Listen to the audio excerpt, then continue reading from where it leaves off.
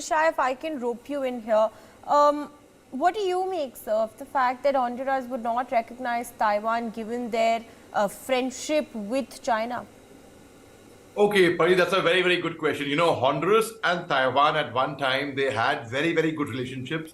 And it was very, very good, in fact, until 2021, when there was presidential elections in Honduras and the Honduras president, Xiomara Castro, came to power. Since then, they've been thinking of switching over. And in fact, China has tried to lure Honduras many times. In fact, and also Honduras had asked Taiwan for billions of dollars of aid, and then they compared their proposal to the proposal they had made to China earlier.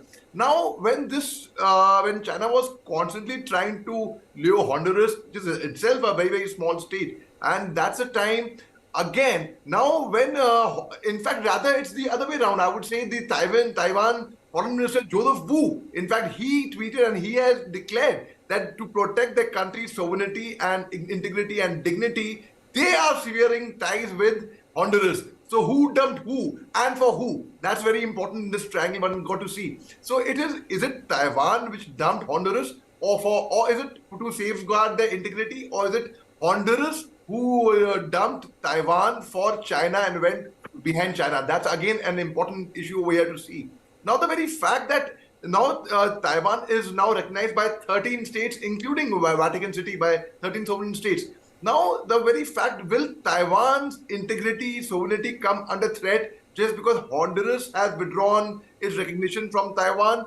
I think because Honduras is saying they believe in one China policy. For the matter of fact, even we haven't given recognition to Taiwan as yet. That's a different story altogether. But the very fact that now what is going to happen is going to be very, very interesting, because China constantly tries to do they try to put countries into diplomatic debt. They try to get favors out of them. You see what happened to Sri Lanka. China made friends with Sri Lanka, and the fate they met now. China tries to make friends with Solomon Islands, which is a fragmentation of 900 small islands.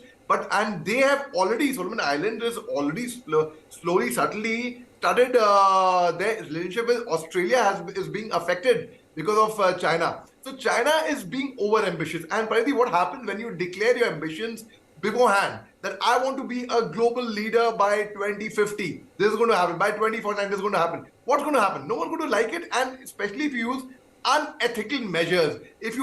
I'll conclude by giving this analogy. Now there's a couple and a third person comes in the middle and tries to woo one person from tries to woo the wife for that matter. So no one's going to like it. Similarly, China is very slimy, very sly, and they really need to watch out the ways, because the world knows. I doubt if Honduras would not be knowing what China's games are, what they are up to. But at the end of the day, everyone wants to get their own. अपना उल्लू सबको सीधा करना है. At the end of the day, सबको अपना काम निकालना है. At the end of the day, सबको अपने काम से मतलब है. So I think that is what Honduras is trying to do. They're trying to see their self-interest, because the very fact, if you see in history, history means not like billions of years ago. Just very recently, Honduras has also asked Taiwan for billions of dollars of aid. I mean, Honduras, which itself is small, Taiwan is also small, but Taiwan has always been there for Honduras. It's not that Taiwan has not been there for Honduras. Taiwan, I would call it rather ungrateful gesture on Honduras' part.